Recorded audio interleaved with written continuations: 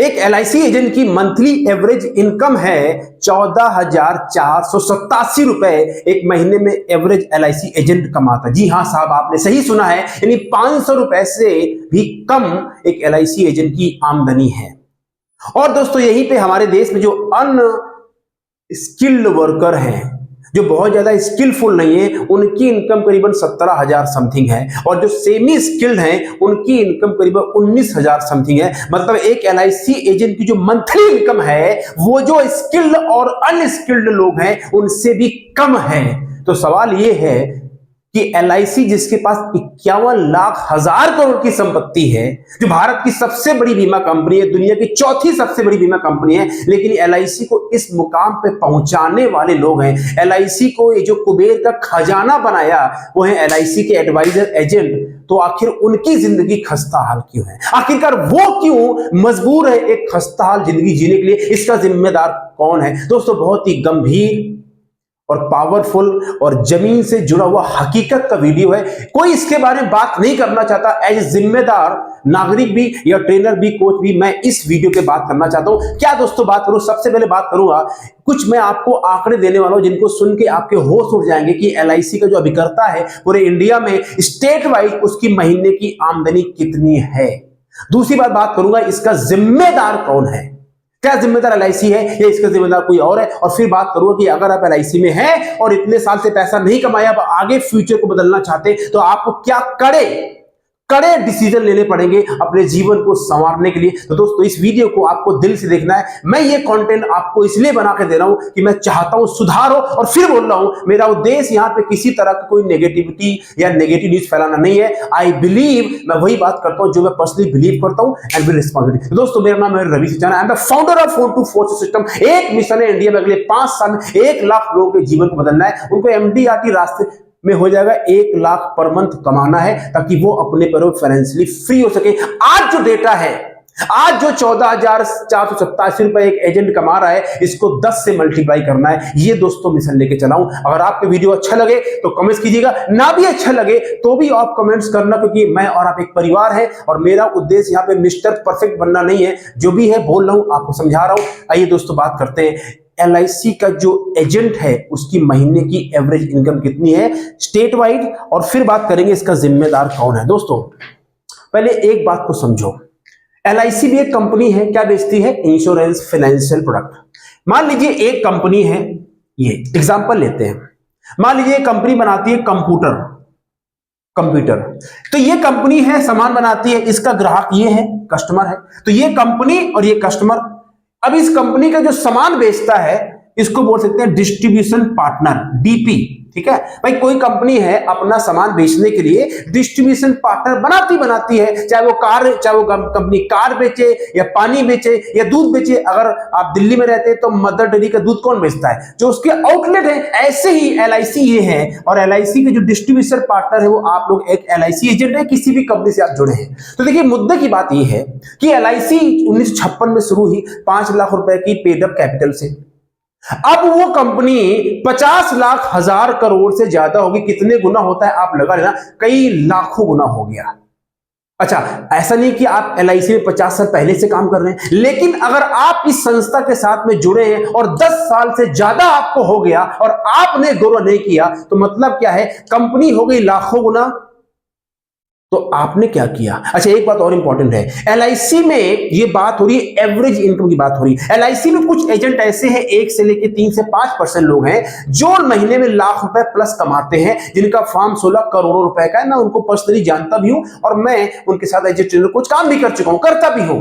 लेकिन दोस्तों गिने चुने 1 से लेकर 3% होंगे। जो मैक्सिमम लोग हैं, जो 90 to 95% लोग हैं, उनकी बात हो रही है। तो अगर कंपनी ने ग्रो किया और उसके डिस्ट्रीब्यूशन पार्टनर ने ग्रो नहीं किया, इसका मतलब है कहीं ना कहीं कुछ ना कुछ गड़बड़ है। नहीं तो जब कुछ ग्रो होती है तो दोनों सभी लोग साथ के साथ ग्रो करते हैं। अगर ये बात आपको समझ में आ रही है तो टाइप करो चैट बॉक्स में यस। अब बात करते हैं स्टेट वाइज डेटा। देखिए उत्तर प्रदेश यूपी में 1,84,000 LIC के अभिकर्ता एजेंट है, जिनकी महीने की आमदनी एवरेज इनकम है 11,888 रुपए। ये दोस्तों यूपी का डेटा है। यही बात दूसरा जो सबसे ज्यादा एजेंट वो LIC के वो यूपी में है। उसके बाद जो नंबर आता है दोस्तों आता है महाराष्ट्र का। महाराष्ट्र में 1,61,000 एजेंट है और मंथली इनकम है 14,931 रुपए। तीसरा नंबर है वेस्ट बंगाल का, पश्चिम बंगाल का, 1,19,000 एजेंट है, मंथली इनकम है 13,152 रुपए। दिल्ली में दोस्तों 40,459 एजेंट है, सबसे ज्यादा इनकम है 15,159 रुपए। और ऐसे करके हिमाचल प्रदेश में इनकम है 10,328 रुपए, राजस्थान में इनकम है 13,060 रुपए और तमिलनाडु में इनकम है 13,444 रुपए। आप किसी भी स्टेट में चले जाइए, किसी भी की इनकम, केवल अंडमान एंड निकोबार जो मैंने यहां नहीं लिखा उसकी वहां पे एजेंट बहुत कम है। अंडमान निकोबार का 781 एजेंट है और वहां पे एवरेज इनकम 20,000 के आसपास है। वो इसलिए है कि नंबर ऑफ एजेंट बहुत कम है।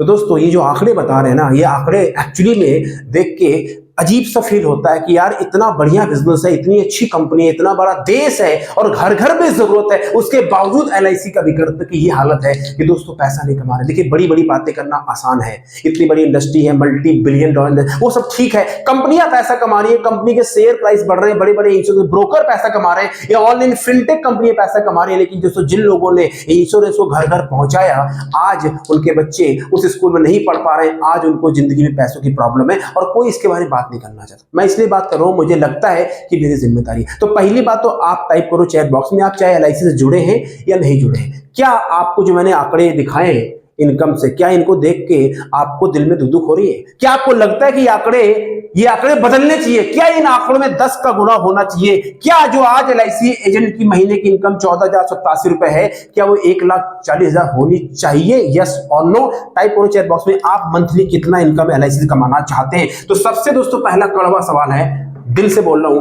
अभी ईमानदारी से अगर आप LIC भी करते हैं, किसी भी कंपनी जुड़ते हो, आज आपकी मंथली इनकम कितनी है? बिना सोचे समझे टाइप करो चैट बॉक्स में। क्यों? जब तक आपको ये एहसास नहीं होगा, आपको पता होगा नहीं। तो टाइप करो चैट बॉक्स में आपकी मंथली इनकम आज कितनी है। मान लीजिए आज आपकी इनकम है, मान लीजिए 15,000 और कमाना चाहते हो 1 लाख, तो टाइप करो 15,000-1 लाख, तो मुझे पता चल जाए कि आपका इनकम कितना है। और टाइप ये जरूर करना कि आपके किस शहर में रहते हैं।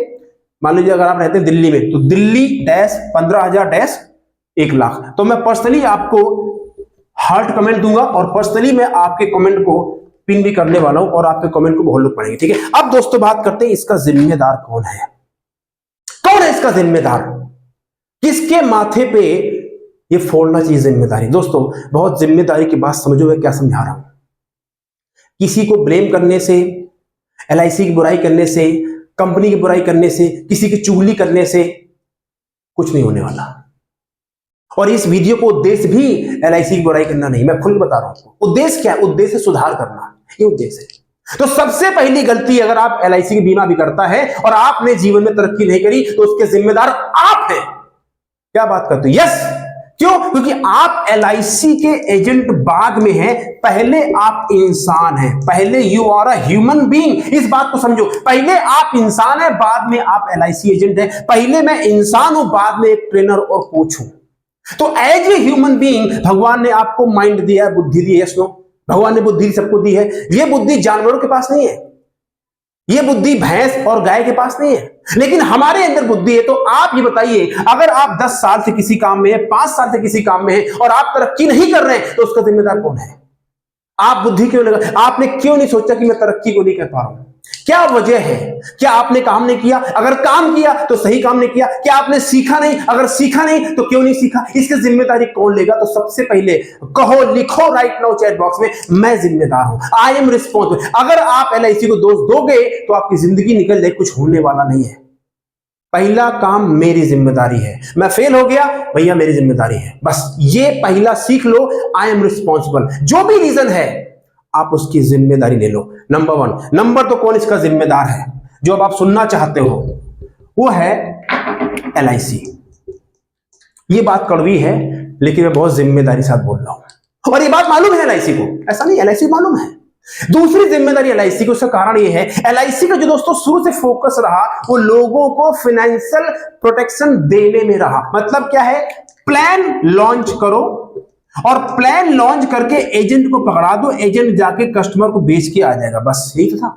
तो LIC प्लान लॉन्च करती रही, मार्केट में मोनोपोली थी, कोई दूसरा कंपटीटर था नहीं, जो प्लान आता था जाके आराम से बिक जाता था और मार्केट में कोई बाकी सारे ऑप्शन थे नहीं, सेविंग के ऑप्शन थे नहीं, तो क्या था, प्लान लॉन्च कर बिक जाता। लेकिन एलआईसी प्लान लॉन्च करती गई, प्रॉफिट कमाती गई, बेचती गई, प्रॉफिट कमाती गई, सरकार को भी देती रही, डिविडेंड सरकार को मिलता है 5 प्रॉफिट, तो सरकार भी खुश थी, एलआईसी अच्छा कर रही है, एलआईसी का टॉप मैनेजमेंट, हम भी ग्रो कर रहे हैं, और कस्टमर को एलआईसी टाइम से क्लेम भी देती रही, मैच्योरिटी भी देती रही। इस बात के लिए मैं एलआईसी की तारीफ करता हूं, सब कुछ करती रही। लेकिन जो गलती एलआईसी से हो गई, जो एलआईसी का बीच का डीपी डिस्ट्रीब्यूशन पार्टनर है उसको दरकिनार कर दिया।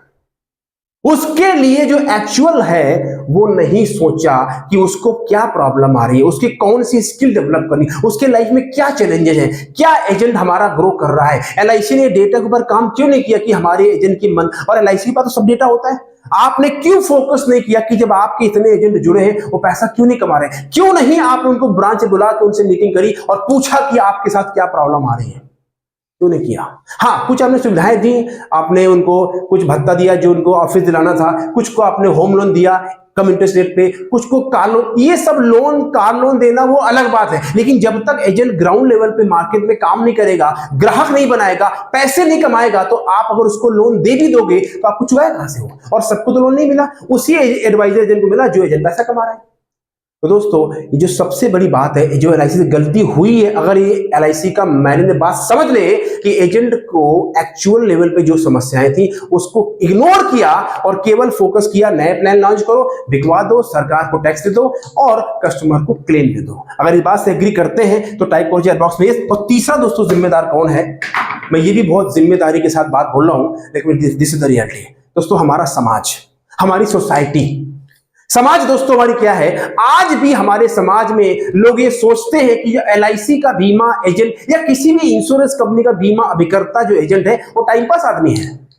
लोग समझते हैं कि कोई अगर आदमी इंश्योरेंस का काम कर रहा है तो फर्जी आदमी है। पता नहीं, अरे यार, ये इंश्योरेंस के एडवाइजर कोई चोर चक्कर थोड़ी ना होता, वो भी आपकी तरह इंसान है, पढ़ा लिखा आदमी है और बेहतरीन काम कर रहा है, आपको फाइनेंशियल सिक्योरिटी दे रहा है। लेकिन फिर भी मैं एलआईसी से हूं, नाक सिकोड़ लेंगे, मैं फला कंपनी से हूं, नाक सिकोड़ लेंगे। और वही लोग जब काम पड़ता है तो एलआईसी एजेंट को बुलाएंगे, सारा काम कराएंगे। कुछ तो इतने ढीठ होते हैं कि बेचारे को चाय और पानी भी नहीं पूछते, बाइक से एजेंट आएगा, अपना तेल खर्च करेगा, सब कुछ करेगा और सर्विस कराने के बाद एजेंट का नंबर ब्लॉक कर देते हैं। मुझे कई लोगों ने बताया, इतना तो हमारा दोस्तों ये समाज की गलती है कि हमने क्यों एक एलआईसी एडवाइजर या बीमा एडवाइजर को उन तिरछी नजरों से देखा। क्या वो समाज का हिस्सा नहीं है?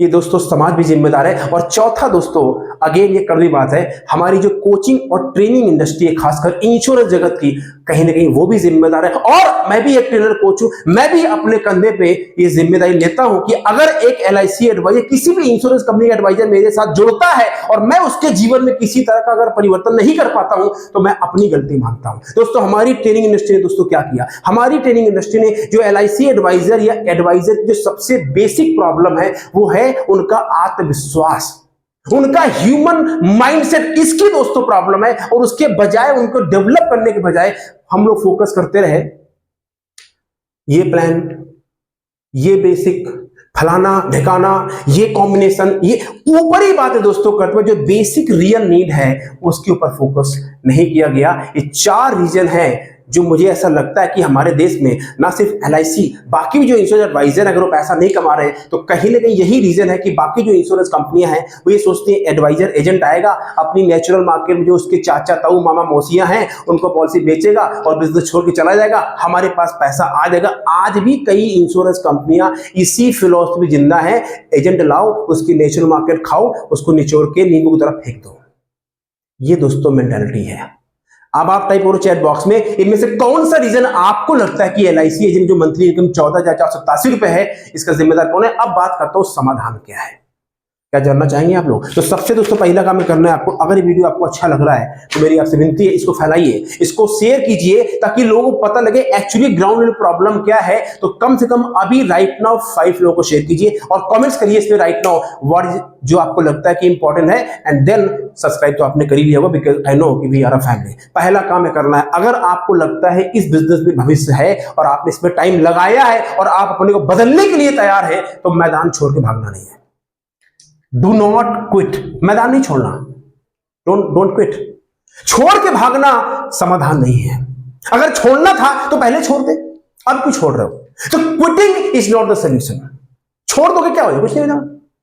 तो अगर आपको लगता है बिजनेस में पोटेंशियल है, भारत में फ्यूचर है, तो मैदान छोड़ के, अगर छोड़ने का मन भी कर रहा है उसको बंद कर दो, नहीं छोड़ना नहीं भाई, गेम में रहेंगे, करेंगे, सीखेंगे, लड़ेंगे, जो हो गया सो हो गया, अब आगे चलेंगे। पहली बात छोड़ना नहीं है। दूसरी जो सबसे इंपॉर्टेंट बात है, ये है आपको एक बीमा एजेंट, ये जो मेंटालिटी है इसको हटाना पड़ेगा और बीमा एजेंट से आपको बनना पड़ेगा financial doctor, FD. FD financial doctor मतलब क्या है, आपको कस्टमर के लिए काम करना पड़ेगा, बजाय कि आप कंपनी की केवल पॉलिसी बेचे। जो कस्टमर आपसे जो मांग रहा है उसको दो, और हर कंपनी में कुछ न कुछ ऐसा होता है जो कस्टमर नीड पूरी होती है। अगर आप ही कंपनी में नहीं है, कंपनी से बात करो, सर इसको लॉन्च करो। अगर फिर भी नहीं है और आप चाहते हो कस्टमर आपका आपसे लॉयल रहे, कस्टमर बैंक में ना जाए, तो आप जहां से मिलता है वो कस्टमर को लाके दो। अगर आप चाहते हो कि कस्टमर आपको बैंक की तरह ट्रीट करे, तो आपको कस्टमर को सर्विस देनी पड़ेगी। और यही दोस्तों टाइम आ रहा है, बीमा एजेंट से फाइनेंशियल डॉक्टर बनने का समय आ गया है। जिसको ये बात समझ में आ जाएगी वो तो आगे टिक जाएगा, जिसको नहीं समझ में आएगी उसका भगवान भला करे। ओके, दूसरा है हमें फाइनेंशियल डॉक्टर वाली अप्रोच को लेना है। और तीसरा जो सबसे इंपॉर्टेंट काम है वो है आपको भावनात्मक फूल नहीं होना। मतलब क्या, इमोशनल सेंटी नहीं होना। अब आपको किसी की भावनाओं में आना नहीं है, चाहे कितना बड़ा ट्रेनर हो, कितना बड़ा स्पीकर हो, कितना बड़ा मोटिवेटर हो, या कोई भी कंपनी, कोई भी अधिकारी गण हो, कुछ भी बोले, फलाने आ रहे हैं, ढकाने आ रहे हैं, 4 पॉलिसी लाओ, ये डायरी मिलेगी, ये कैलेंडर मिलेगा, वहां जाने को मिलेगा, ये वो सब ठीक है। और आपके बारे में सर पूछ रहे थे, इज्जत बचा लेना, सम्मान रखना है, रिलेशनशिप रखनी है, लेकिन भावनात्मक इमोशनल सेंटी नहीं बनना यार, ठीक है ना। आपको लॉजिकल होके ये लॉन्ग टर्म सोच के काम करना है कि यार मैं आज यहां काम कर रहा हूं, मेरा कस्टमर ही मेरे साथ रहने वाला है, तो मैं जल्दबाजी में कोई कस्टमर को ऐसी बात नहीं बेच के आऊंगा जिससे कल वो मुझे छोड़ के चले जाए। अब कोई मोटिवेटर कुछ भी ज्ञान दे कि 3 साल बोल के, बहुत सारे लोगों ने किया, 3 साल बोल के पॉलिसी बिकवा दी। अब वही कस्टमर जो 3 साल लेके गया था, जिस मोटिवेटर ने सिखाया था, ट्रेनर ने, वो तो हाँ भैया हो गया, वो अपने घर, आप अपने घर। अब वो कस्टमर वापस ब्रांच में आ रहा है, पॉलिसी कैंसिल करा रहा है, तो नुकसान किसका हो रहा है? कस्टमर को नुकसान हो रहा है। 4 गालियां देके जा रहा है एडवाइजर को और 4 गाली देके जा रहा है कंपनी को। वो ट्रेनर तो बन गया हीरो, आपको क्या हुआ? कस्टमर क्या हुआ? हम समझो बात को। इसीलिए बोल रहा हूं, इमोशनल सेंटी नहीं होना, चीजों को समझना है, पढ़ना है, देखना है और ईगल बनना है, बाज बनना है। मतलब क्या, चारों तरफ चारों, कहां पे क्या हो रहा है, बजाज का ये प्लान आया है, टाटा का प्लान आया है, आईसीआईसीआई का प्लान आया है, म्यूचुअल फंड क्या है, एफडी क्या है, उसका क्या, पूरी फाइनेंशियल मार्केट में नजर रखनी है। अगर कमाना है तो ये बाज बनना पड़ेगा।